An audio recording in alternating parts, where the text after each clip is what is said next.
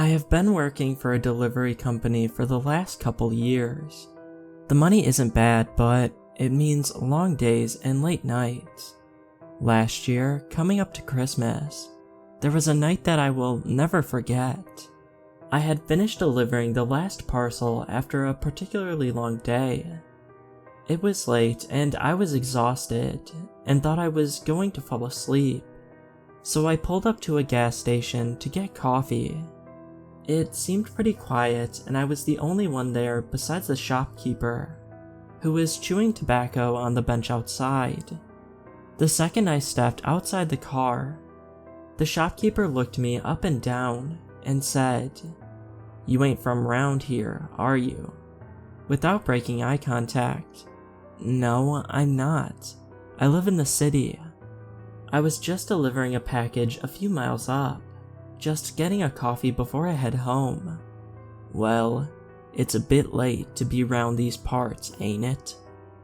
"It's a busy time of year. Christmas is around the corner." "I guessed as much. Come on inside, let's get you that coffee." He poured a liquid that seemed to resemble tar rather than coffee into a paper cup. I picked up a donut from the wicker basket and grabbed a $5 bill from my wallet. As I was doing so, I heard a loud bang coming from a door behind the counter. What the hell was that? "Oh, that's just my dog Jeremy. He gets all lonesome when he's locked up all by himself." "Well, that's a hell of a big dog you have there." "Yeah, it's a fine dog, good at hunting. I don't suppose you go hunting often, seeing that you live in the city and all." "I've hunted pheasants once or twice with my Uncle Johnny. Never really liked it. Guess I just don't have the stomach for seeing dead animals." "Whereabouts do you live?" I told him the area, and as I did so, he just stared at me and nodded his head. "Yeah, I know the place you're talking about. I've been there once with my friend Carl. We was getting some supplies for the farm. When we went, I remember going down a road in the middle of the forest. Brought us right upside the highway. This was just what I needed, a shortcut." "Where is this road you're talking about?" "Just drive on the road you was on for about 20 minutes. Then you'll see a little dirt trail. Follow that little road, and it'll take an hour off your journey." "Wow, thanks. I best be on my way now." I began to wonder how I never saw it before. I handed the $5 note. "You better mind yourself. It's dangerous around these parts at night," he said while I poured the bitter coffee down my throat, wincing at the taste before walking towards the car. After about 20 minutes of driving, I saw the turnoff. It was almost invisible unless you were looking for it. After about 2 miles of potholes and puddles, the engine began to sputter before cutting out. I got angry and smashed my hand into the horn in frustration. Then I went to check the engine, slamming the door behind me. Clouds of smoke came pouring out from the bonnet. I tried to open it, but when I touched it, it burned my hand. I was stressed. Now I had to wait for a tow truck to pick me up. I heard a growl, then a loud bang, followed by footsteps running towards me. I was afraid it was a bear, so I ran into the car and squeezed in behind the driver's seat so it wouldn't see me.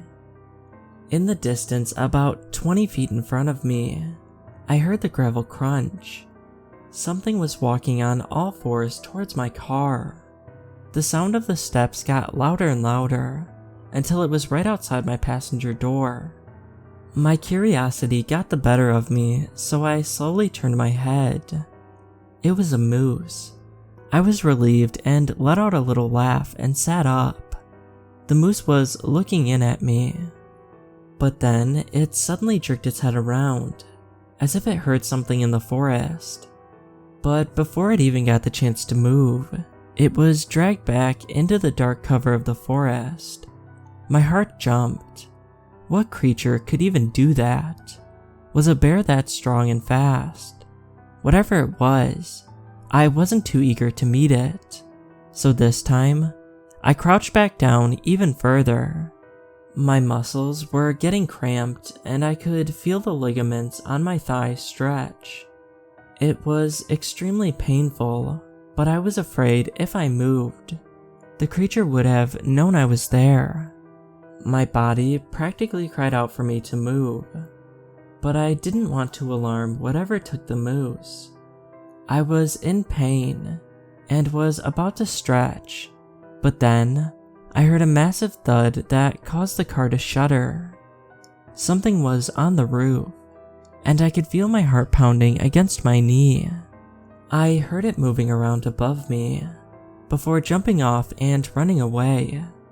I let out a sigh of relief. It was gone. Bang! Something crashed into the windshield, sending glass flying all over the place.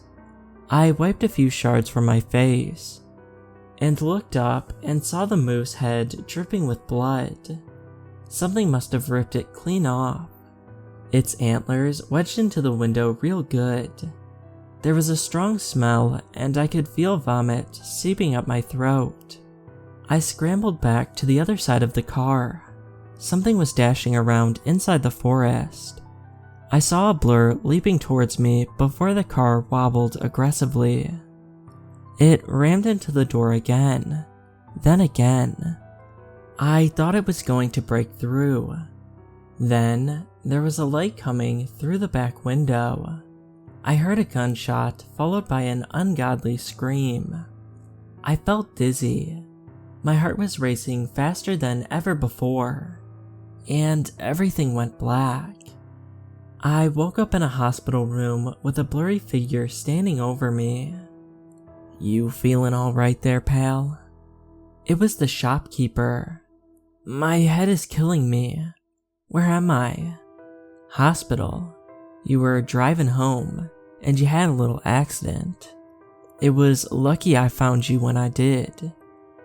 There was nothing really wrong with me apart from a mild concussion, so they released me from the hospital the next day.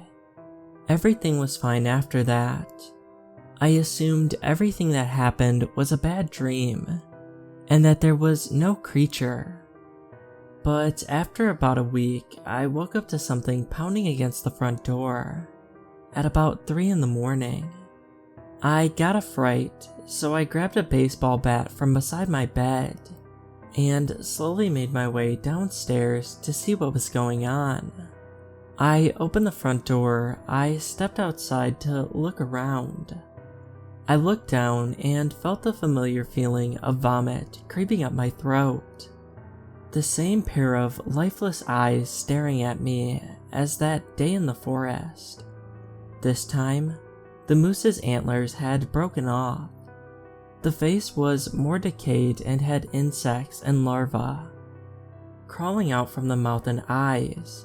Whatever I saw that day in the forest must have been real, and whatever was there followed me home.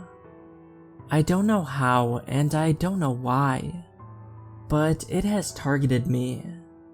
I hear it outside at night stalking me and running around outside. I don't know when it's going to strike, but tomorrow I'm going to grab a taxi to the gas station and get the shopkeeper to tell me what the hell is really going on.